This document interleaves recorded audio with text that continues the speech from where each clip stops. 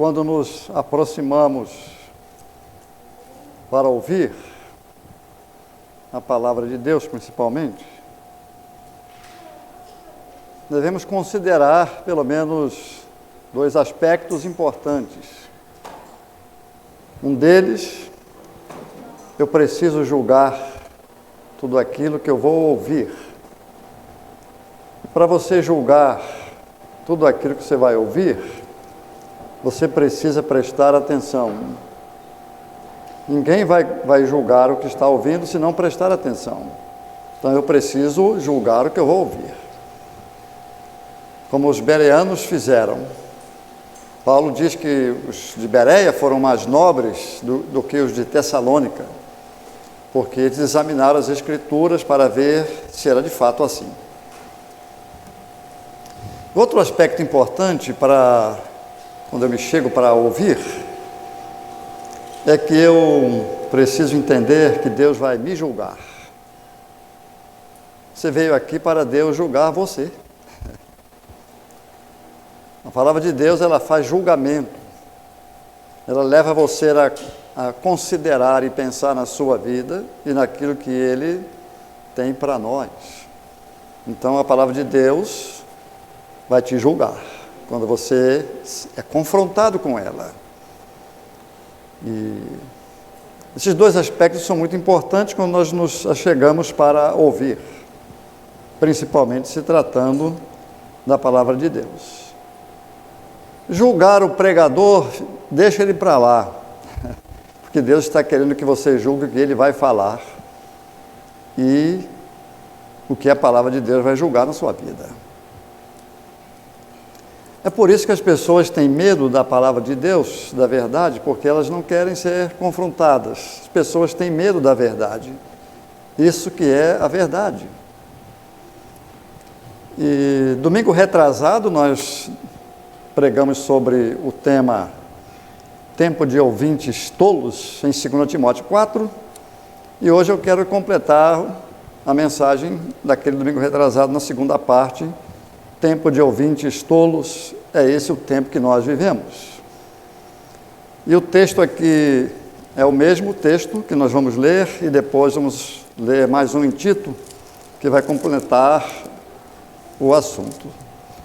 2 Timóteo capítulo 4, versos de 1 a 5, é o que nós escolhemos aqui domingo retrasado, e vamos ler de novo, relacionado a esse tema que eu dei aqui, tempo de ouvintes tolos.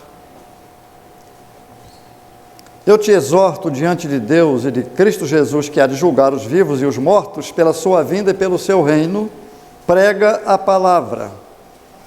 Insiste, a tempo e fora de tempo. Aconselha, repreende e exorta com toda paciência e ensino, porque chegará o tempo em que não suportarão a sã doutrina, mas desejando muito ouvir coisas agradáveis, ajuntarão para si mestres segundo seus próprios desejos, e não só desviarão os ouvidos da verdade, mas se voltarão para as fábulas. Tu, porém, sê equilibrado em tudo, sofre as aflições, faze a obra de um evangelista e cumpre o teu ministério. O santo ensino, ou sã doutrina, como você queira chamar, que aqui a Bíblia chama de santo ensino e sã doutrina nesse texto aqui que eu li,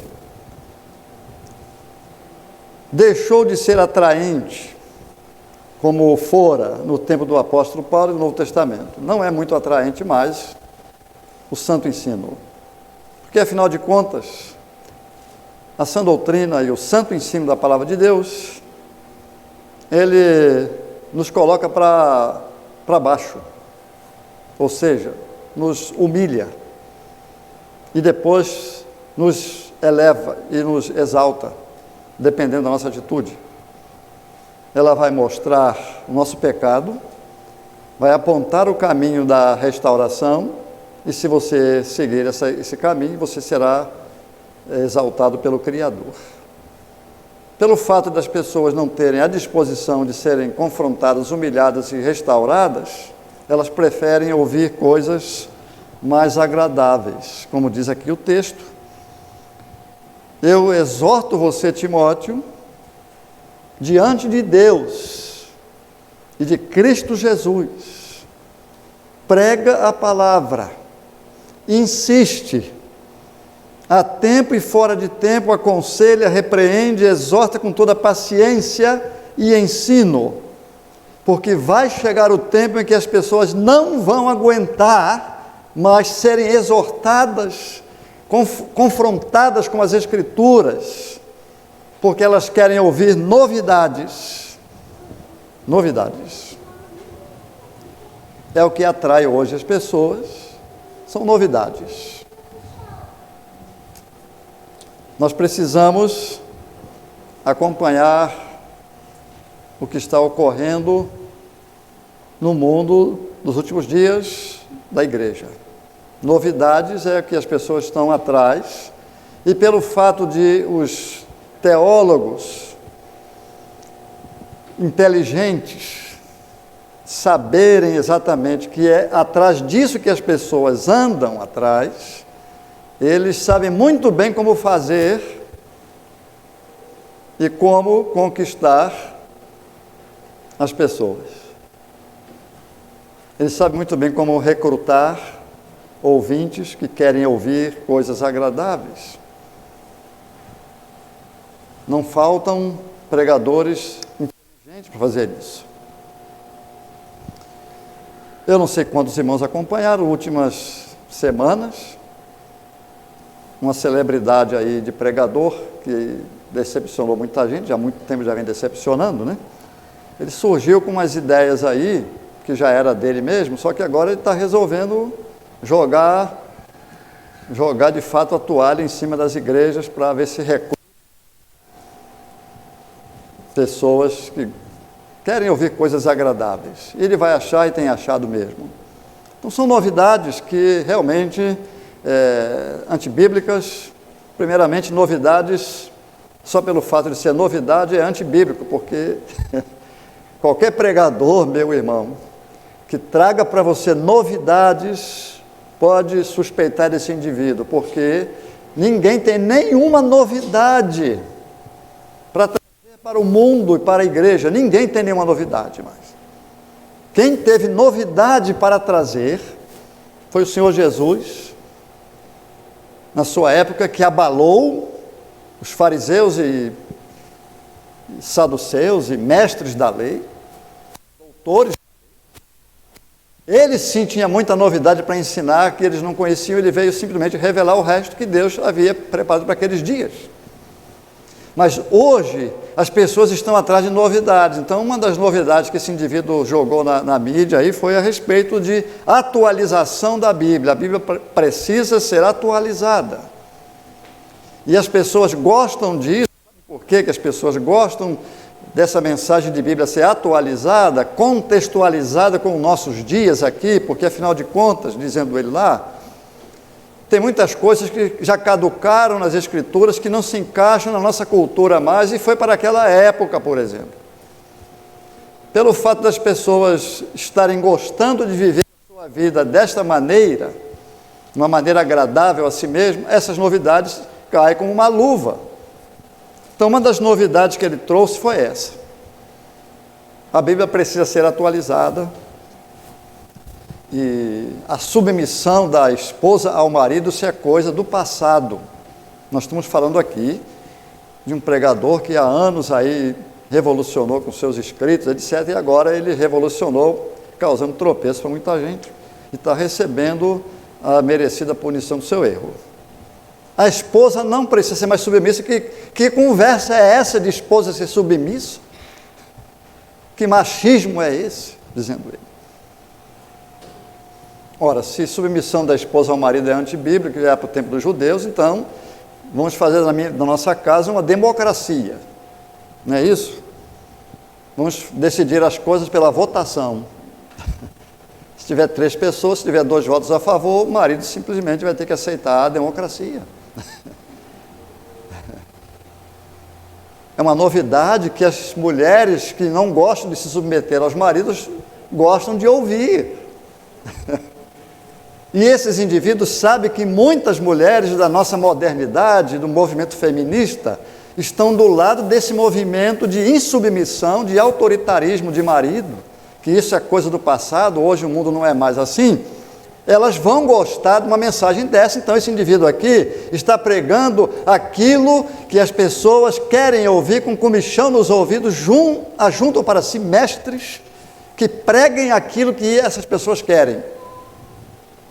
Aí, Paulo está dizendo aqui, nós chegamos já nesse tempo, vocês estão muito bem sabendo. E a outra novidade que ele trouxe, que não é novidade mais, porque tem muitos pregadores falando a mesma coisa, simpatizar-se com a imoralidade sexual, especialmente citando o fato da homossexualidade, da questão do gênero aqui, e ele disse que as pessoas têm que procurar ser bem simpáticas e agradáveis.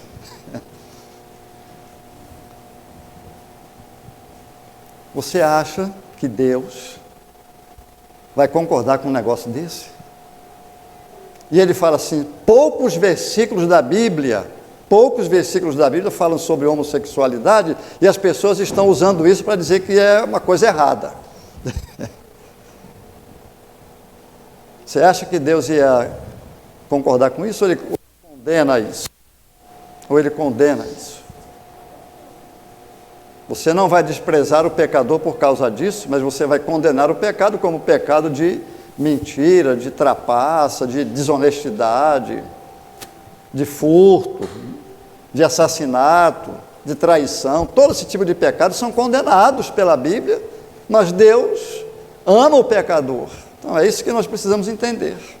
Mas não você acariciar o ego do indivíduo.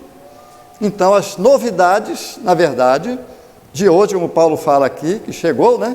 São ensinamentos que acariciam o ego do indivíduo. O que a Bíblia nos ensina, meus irmãos, é que nós precisamos da verdade. Nós não precisamos de novidades, nós precisamos da verdade, e é isso que Paulo diz aqui. Prega a palavra de Deus, Timóteo, insiste a tempo e fora de tempo, aconselha, repreende, exorta com toda paciência e ensino, porque chegará o tempo em que não suportarão o santo ensino, não suportarão ouvir. Mas desejando muito ouvir coisas agradáveis, ajuntarão para si mestres segundo os seus próprios desejos. Paulo começa no capítulo 4 aqui, 2 Timóteo, citando 3 fatores ou 3 pontos importantíssimos da sã doutrina do cristianismo. Ele fala que exorto diante de Deus e de Cristo Jesus, que há de julgar os mortos pela sua vinda e pelo seu reino. Ele está falando aqui que Jesus voltará, que Jesus virá para julgar e estabelecerá o seu reino. São ensinamentos da sã doutrina, do santo ensino. Ele começa o capítulo 4 falando sobre verdades que eu preciso conhecer, que fazem parte da sã doutrina, do santo ensino. Jesus voltará. E nós estamos aguardando o Salvador. E essas verdades fazem parte do santo ensino que as pessoas não querem mais. Estabelecerá o seu reino celestial e julgará com justiça o mundo. Atos 17 fala que Deus determinou que um varão que ele ressuscitou dos mortos julgará com justiça. Como, por exemplo, os serafins no capítulo 6 do livro de Isaías, quando eles conclamam 2 ensinamentos cruciais do cristianismo. Os serafins glorificaram a Deus e o honraram com seu cântico. Quando Isaías tem aquela visão do templo celestial, e ele fala que no ano que morreu o rei Uzias, eu vi o Senhor assentado sobre um alto e sublime trono, e as abas de sua veste enchiam o templo celestial. Não é o templo de Salomão, não, o templo celestial que ele viu. Serafins estavam por cima dele, disse Isaías. Cada um tinha 6 asas, com 2 cobria o rosto, com 2 cobria os pés e com 2 voava. E clamavam uns para os outros, dizendo: Santo, Santo santo é o Senhor dos exércitos, toda a terra está cheia da sua glória. Dois ensinamentos aqui importantíssimos para o cristianismo: santidade de Deus e a glória do Criador neste mundo que os serafins estavam exaltando. Santidade de Deus faz parte da sã doutrina. É óbvio que se eu sou um seguidor do Senhor Jesus Cristo, eu estarei comprometido com uma vida de santidade, ou seja, uma vida separada do pecado, e eu não quero saber nada desse negócio maldito de pecado mais, porque a minha vida tem que condizer com o cristianismo que eu professo, que fala que Deus é santo. Santidade de Deus, os serafins estavam conclamando aqui, e que a terra está cheia da sua glória, porque a própria criação revela a glória de Deus, como diz em Romanos 1. E é isso que os serafins estavam dizendo. Isso faz parte da sã doutrina, do santo ensino. É óbvio que se meu Deus é santo, eu estou indo por esse caminho aqui. Eu não estou indo por um caminho de religiosidade, como nós acabamos de cantar aqui, não. Nós estamos indo por um caminho que o Deus que comanda esse caminho é santo. Ora, se nós cremos nisso, meus irmãos, a nossa conduta deve ser condizente com a nossa crença. Não pode haver discrepância em relação à fé e à prática do indivíduo. É necessário que haja uma harmonia entre aquilo que eu creio e aquilo que eu faço. Porque se há discrepância nisso daí, tem alguma coisa errada na minha crença. A minha crença está errada, estou crendo em coisa errada aqui. É por isso que a falsa doutrina, ela não consegue produzir absolutamente nada no indivíduo. Nada. A falsa doutrina não produz nada. Mudança nenhuma. Nada. Ela será sempre ela. Ela vai manifestar o que ela é, mas jamais produzirá algo que honrará o Criador. Jamais. Somente o santo ensino produzirá resultados que o honrem e o glorifiquem. Por isso que não presta ensino falso. E eu lamento quando vejo crentes acreditando em doutrinas falsas que não vai trazer nenhuma modificação e nenhuma edificação para esse indivíduo. O apóstolo João, escrevendo lá na sua primeira carta, ele diz o seguinte: amados, agora nós somos filhos de Deus e ainda não se manifestou o que havemos de ser. Ainda não. Nós seremos ainda um corpo glorificado e tal coisa, ele fala. Porém, quando ele se manifestar, diz João, nós seremos semelhantes a ele, porque assim como ele é, o veremos. E assim mesmo se purifica todo aquele que nele tem essa esperança. Olha o que João fala. Você espera a volta de Cristo? Você espera ser parecido com Ele? Você espera vê-lo como Ele é?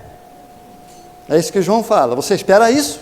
Então, purifique-se a si mesmo, todo aquele que nele tem essa esperança. João está falando aqui o vocabulário do apóstolo Paulo e de outros escritores da Bíblia, que falam sobre coerência de crença e aquilo que surge e aparece na minha vida em decorrência da minha crença. Uma coerência. Se eu espero a volta do Senhor e quero vê-lo como Ele é, então caia fora da vida de pecado, purifique-se a si mesmo, assim como Ele é puro, porque aí sim há coerência. Há coerência. As seitas religiosas por aí afora, elas são um grande disparate, porque elas têm aparência de piedade, mas Paulo diz que pelas suas obras o negam. Pelas suas obras o negam. Não consegue esconder a sua falsa doutrina, a sua heresia, porque as suas obras negam o que eles falam. Então, assim mesmo se purifica todo aquele que nele tem essa esperança. E eu resolvi concluir esse assunto para nós hoje aqui sobre tempo de ouvintes tolos, para a gente mastigar um pouco mais aqui o assunto de sã doutrina, que às vezes é um assunto que confunde muito a cabeça dos crentes. Afinal de contas, o que é sã doutrina? Será que é batista? Será que é presbiteriana? Será que é tal igreja, tal... Quem é que tem sã doutrina? Quem é que é detentor disso daí? O que significa isso?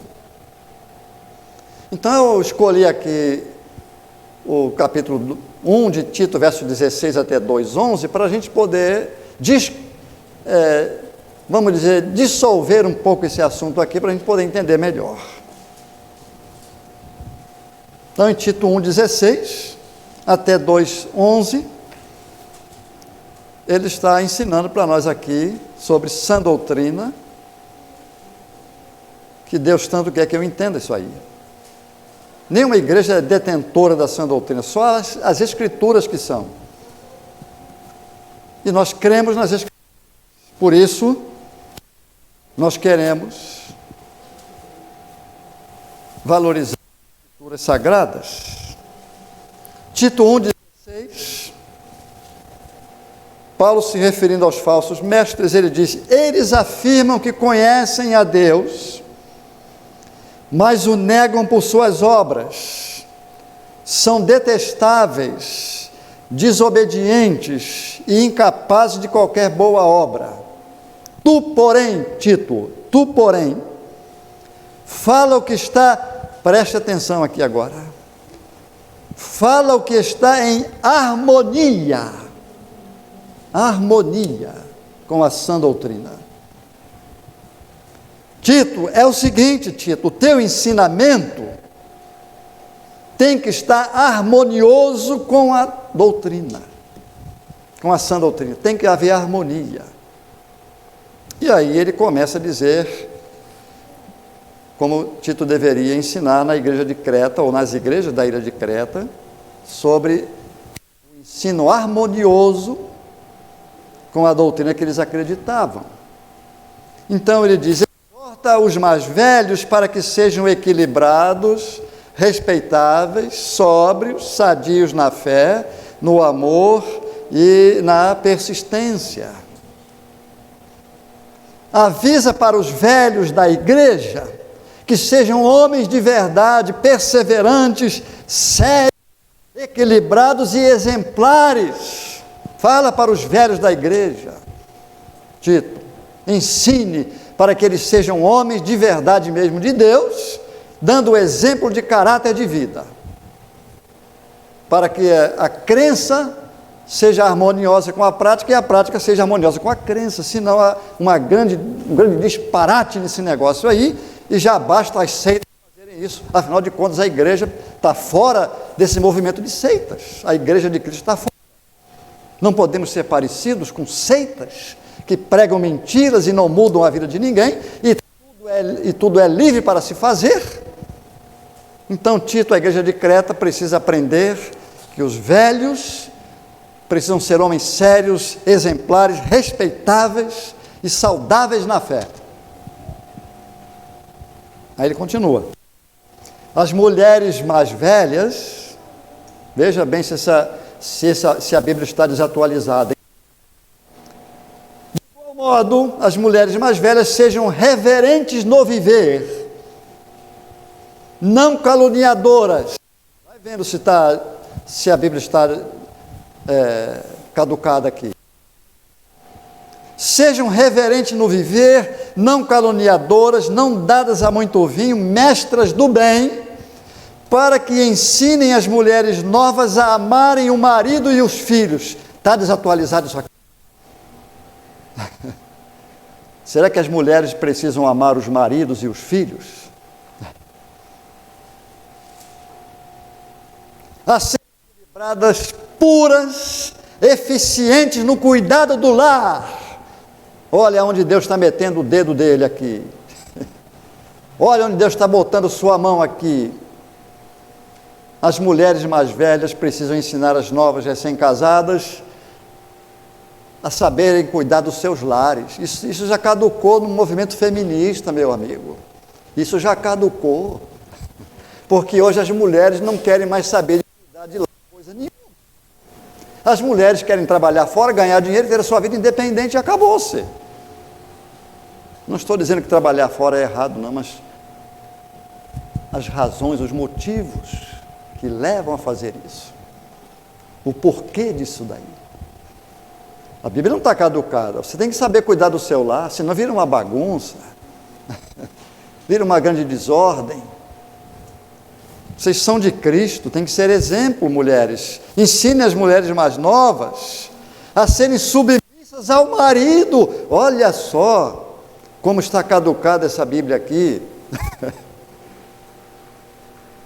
Se você não for sujeito a seu marido, sabe o que isso lá vai virar? Uma grande confusão. Se não tem autoridade na sua casa, nós temos aí o caos instalado. O caos instalado, se não tem autoridade na sua casa. Sabe quem é autoridade? Todos são autoridade. O pai é autoridade, a mãe é autoridade, o filho é autoridade, a filha mais velha é autoridade. Todo mundo tem sua parcela de autoridade. E vira uma grande confusão.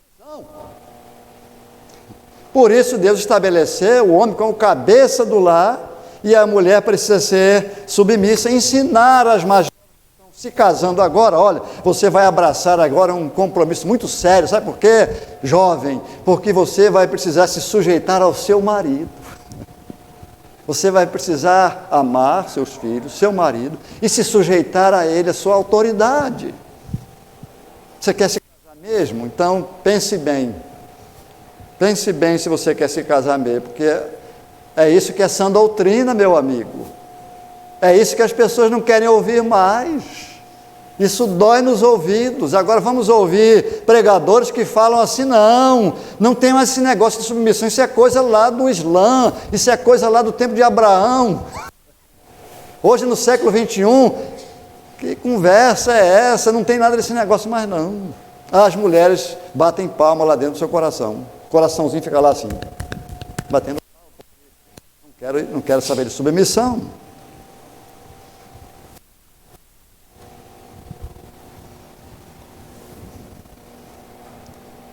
Mais velhos e mulheres mais velhas e mulheres mais novas. Tem aqui 3 recomendações da sã doutrina para que essas classes de pessoas sejam exemplares na igreja de Deus. Nós estamos aqui falando sobre harmonia entre a minha crença e a minha vida. Se não houver harmonia, tem alguma coisa errada no ensino. As igrejas hoje, numa grande maioria, tem problemas sérios na área de submissão, de amor ao marido, à esposa, de criação de filhos e de outras coisas, porque o ensino está um caos, ou nem tem ensino direito. Então aqui os idosos, as idosas e as mulheres mais novas estão sendo instruídas, e os jovens também aqui. Você é jovem, os jovens também.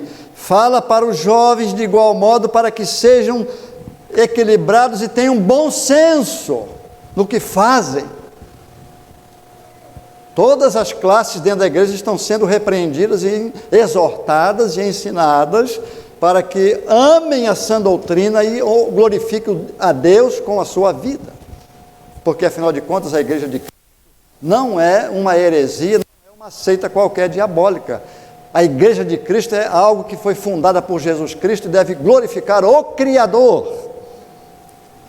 E Deus vai ser glorificado através dos seus membros. Por isso que as pessoas não gostam de sã doutrina, porque o negócio exige bastante. Você acha que Tito escapou aqui dessa como obreiro? Tito não escapou também não no conselho. Paulo diz assim: a tua conduta, Tito, seja exemplar em tudo. Na doutrina mostra integridade e sobriedade. Linguagem sadia e irrepreensível, para que todo adversário seja envergonhado, não tendo como nos criticar. Agora vou fazer uma observação aqui, que Tito precisava ser exemplo para a igreja toda. Exemplo. Então o obreiro não está fora. Deus está instruindo os velhos, as velhas, as novas, os jovens, o obreiro. Tito não escapou disso, muito menos ele, o líder não pode escapar, o líder tem que ser exemplo.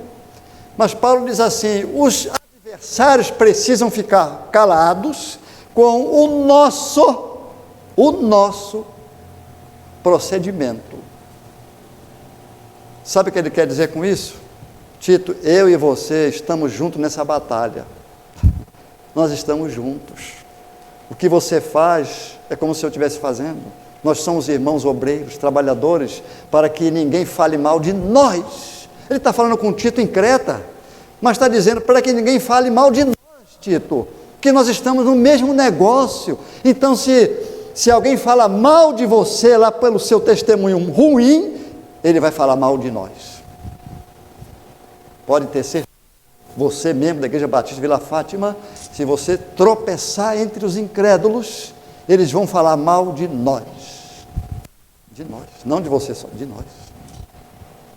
Veja bem até onde vai a responsabilidade de um cristão que deseja glorificar e honrar o seu Criador, o seu Salvador. Se você faz uma coisa errada, um pecado aí fora, eles vão falar mal de nós. Paulo fala, para que ninguém tenha que falar mal de nós, Tito. Então, seja uma linguagem sadia e repreensível, mostre integridade e reverência, porque os adversários estão de olho em nós. Os adversários estão de olho em nós. Você acha que Satanás não está de olho em você, meu amigo? Ele está observando principalmente aqueles que querem e amam honrar o Salvador. O diabo está de olho nesses aí, e espera que você escorregue já, para dar um bote em você. Tome cuidado, está em jogo aqui um grande nome, está em jogo aqui um grande nome. E os servos e escravos não escaparam também dessa, não. Uma coisa interessante nas Escrituras é que Jesus, nem Paulo, nem um líder desses, nem o Salvador, o Senhor, não ficou procurando a abolição da escravatura. Não ficou procurando a abolição da escravatura. Ninguém fala na Bíblia sobre, não, os escravos têm que ser livres, soltos. Escravos, vocês precisam agradar os seus donos. Está falando de escravo aqui, mas vamos pensar no empregado hoje aqui, né? Os empregados que devem ser submissos aos patrões, fica aqui no versículo número 9, exorta os servos ou escravos para que sejam submissos a seus senhores em tudo, agradando-os sem reclamar, e que não furtem, em vez disso devem demonstrar perfeita lealdade, para que tudo mostrem a beleza da doutrina de Deus, nosso Salvador. Você acha que as pessoas querem ouvir isso hoje? Querem ouvir isso não. Eu vou lá me submeter ao meu patrão, que ele é muito, muito duro, não me dá aumento, me trata mal, me humilha diante dos meus colegas.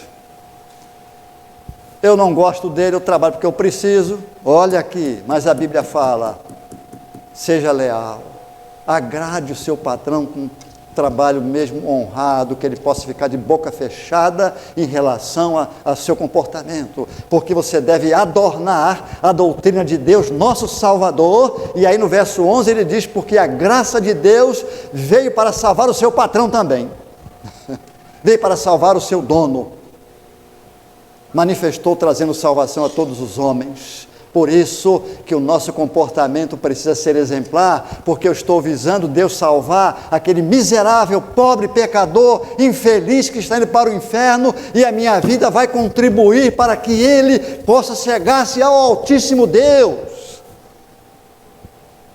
Mas se a minha vida for toda desnorteada, toda engendrada de coisas ruins,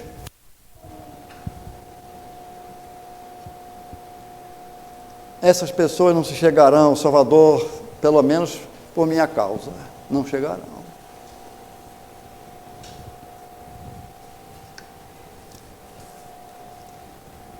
Tu, porém, fala o que está em harmonia,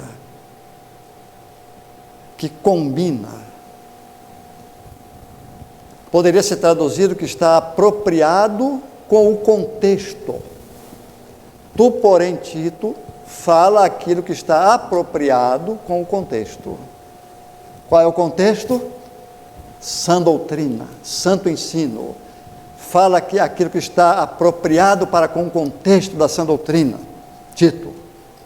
Toda classe de pessoas na igreja está envolvida na responsabilidade de adornar a doutrina de Deus, nosso Salvador. Todos nós aqui.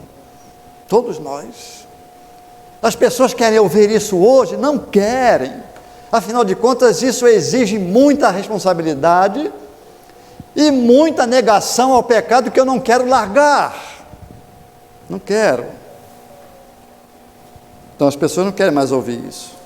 Não querem. Então agora vamos fazer uma aplicação aqui para nós. Se é o que eu creio, se esse ensino aqui que eu estou falando, se é isso que eu creio, se é o santo ensino, então haverá harmonia entre a minha conduta e a minha crença. Haverá harmonia. Lembra daquele assunto que eu contei uma vez aqui sobre um adolescente que se converteu? E ele ficou tão empolgado que é isso que ocorre mesmo com as pessoas que se convertem de verdade. Então eles ficam empolgados e querem ganhar a família logo de cara, né? Então ele pregava para o seu pai, para a sua mãe, para o seu irmão, direto sem parar, e um dia o seu pai ficou muito aborrecido com isso, e disse assim: menino, senta aqui que nós vamos ter que começar um negócio. Se esse Jesus é isso que você fala, por que ele não tem a capacidade de mudar o seu mau humor? Mau humor, sabe o que é mau humor? É quando você levanta de manhã com cara feia. O que aconteceu de noite que você levanta com cara feia? Eu não entendo isso. Você dormiu, levantou, não dá nem bom dia direito para o outro, ainda levanta com a cara muito fechada. Ainda fica nervoso com a situação do momento ali. E esse camarada era assim. Ele precisava aprender a ter paciência, longanimidade e de aprender, mas só que ele não estava aprendendo. Então o pai jogou logo sem rosto. Se é esse o Jesus que você prega, é assim, por que ele não muda a sua vida? Não fale de Jesus para ninguém que te conhece se você não tem uma harmonia entre a sua crença e a sua vida. Não fale, eu digo, fique quieto, fique calado. Alguém falou certa vez uma frase muito interessante: se as pessoas pensam que você é tolo, é bom você ficar de boca fechada, do contrário a dúvida pode acabar. Então é melhor você ficar de boca fechada se você não tem uma vida condizente com a sã doutrina, porque as pessoas vão jogar no seu rosto. Você é crente e faz isso? Eu te conheço, meu amigo, então é melhor ficar calado, não é? Se é isso que eu creio, tem que haver harmonia entre a minha fé e a minha vida.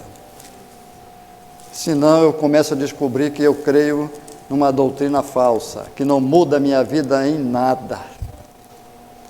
Olha só o que o apóstolo Paulo escreveu aos Coríntios aqui, em relação a isso que eu estou falando hoje, sobre a doutrina verdadeira, sã doutrina, vai ter harmonia com a vida do indivíduo.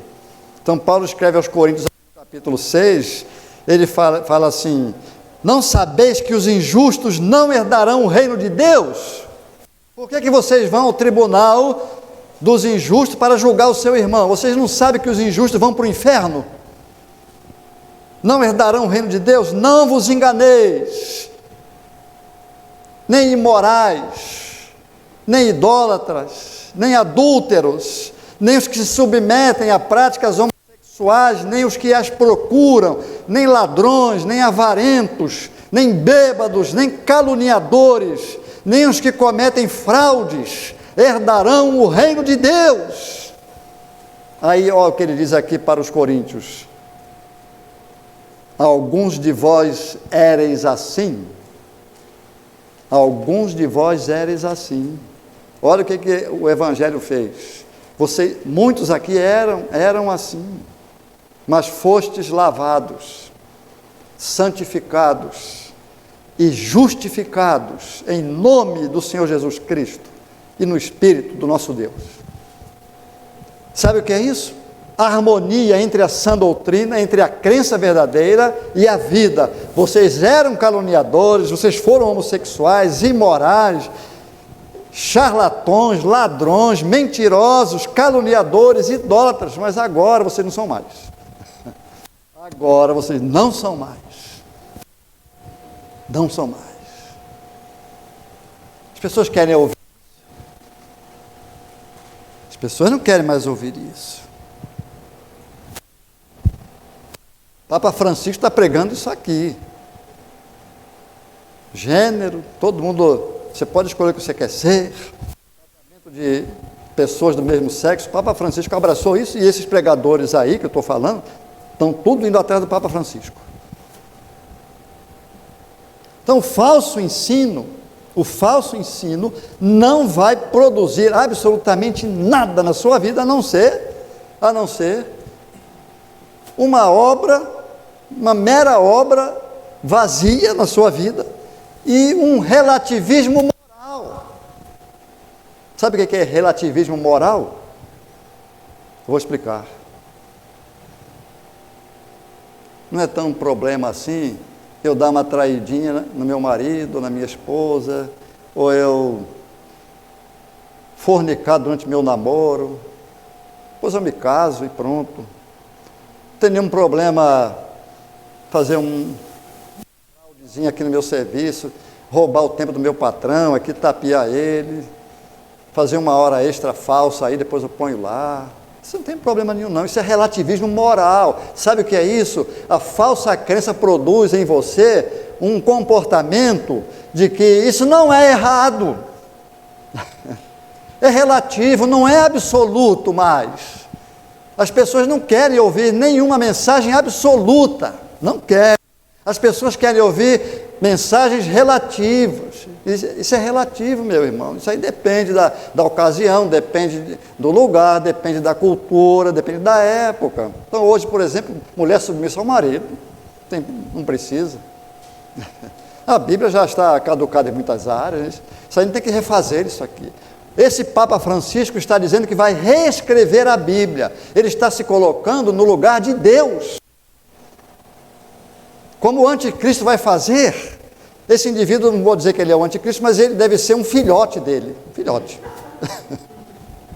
Porque ele está se colocando no lugar de Deus, porque ele vai refazer a palavra de Deus. Que arrogância! Meu amigo, o inferno está esperando esse indivíduo de boca aberta. Ele está se colocando no lugar de Deus. E esses pregadores evangélicos, eu não vou nem citar aqui a denominação, senão você vai desmaiar aqui, mas estão se colocando no lugar de Deus.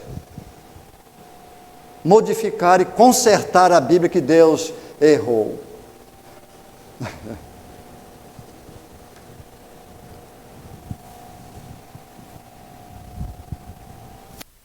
Paulo diz aos Coríntios assim: revejam se vocês estão de fato na fé. Olha só, ele fundou a igreja dos Coríntios. Ele fundou a igreja dos Coríntios. Ele sabia o que os coríntios acreditavam, porque ele ensinou a sã doutrina para os coríntios. E ele escreve aqui na sua segunda carta, que os coríntios estavam entrando por um caminho meio tortuoso. Então ele escreve aqui no capítulo 13, versículo 5, segundo aos Coríntios 13, 5, veja bem o que ele fala aqui. Examinai a vós mesmos para ver se estáis na fé. Provai a vós mesmos, ou não reconheceis que Jesus Cristo está em vós, a não ser que já estejais reprovados. Examinem-se para ver se vocês de fato estão na fé mesmo. Ora, Deus está dizendo isso para toda a sua igreja hoje, século 21. Todo crente precisa se reexaminar e ver se de fato está na doutrina verdadeira, no ensino verdadeiro. Se é um crente de verdade, eu preciso me analisar e me examinar. Deus não está brincando aqui com os coríntios, não. Examine-se para ver se vocês de fato estão na fé. Porque vocês podem estar Reprovado, vocês podem estar enganados. E Paulo ensinou a verdade lá. Agora, como é que vocês vão dizer que eu sou apóstolo? Como é que vocês vão dizer que esses hereges que entraram aí estão contra mim, vocês estão do lado deles? Como é que vocês vão abraçar esses ensinos errados? Revejam se vocês estão de fato na fé. Paulo não podia julgar, né?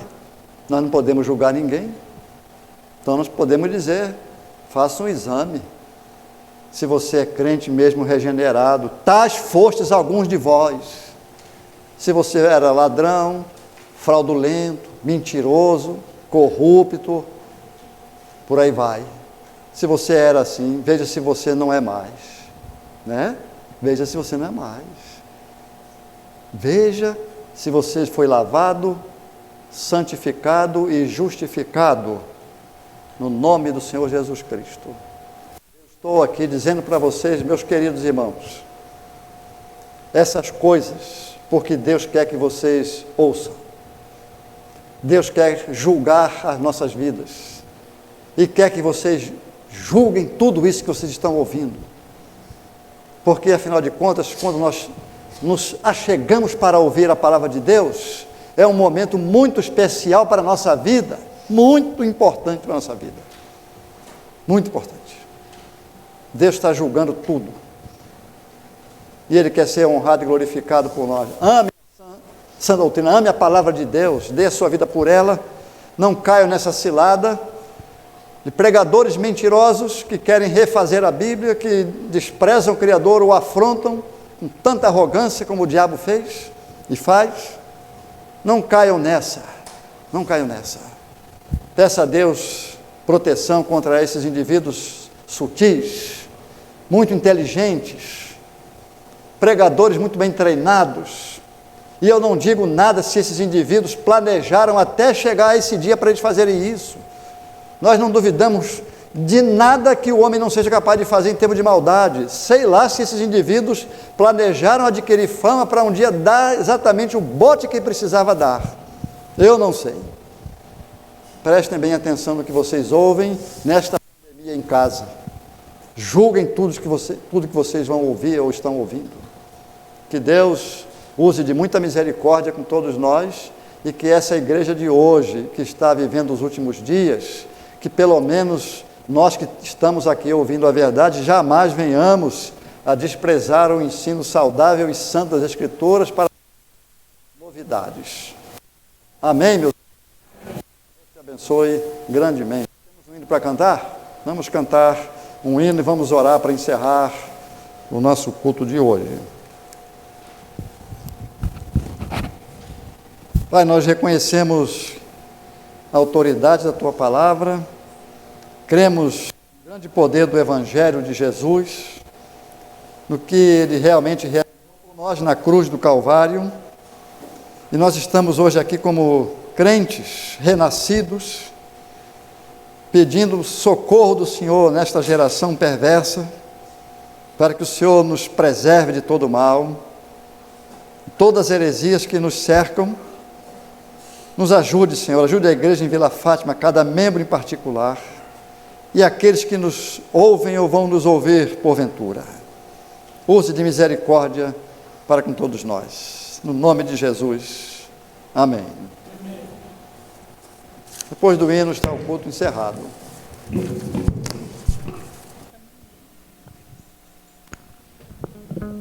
Convido os irmãos mais uma vez a se colocarem de pé. Vamos cantar o corinho Quanto Amor.